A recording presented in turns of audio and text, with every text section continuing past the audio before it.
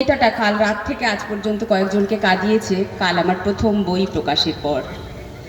যেদিন আমি থাকবো না, যেদিন আমি থাকবো না, পড়েই রবে কাগজ খাতা, পড়েই রবে পেন পেন্সিল।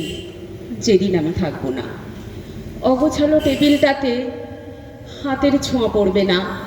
আমি যেদিন থাকবো না, হয়তো তাকে বই গোছানো অগোছালোই হয়তো বা, শুধু আমার ছোঁয়া পড়বে না। সেদিন আমিও যে থাকবো না। খাটের পাশে চেয়ারটাতে হয়তো আর কেউ বসবে না। নীরব রাতে বইয়ের সাথে জাগবে না কেউ, জাগবে না। যেদিন আমি থাকবো না, খাটের কোণে বইয়ের পাহাড়, সময় কোথায় গুছিয়ে রাখার, সবার সাথে চায়ের আসর, এসব ইচ্ছে থাকবে না যখন আমি থাকবো না।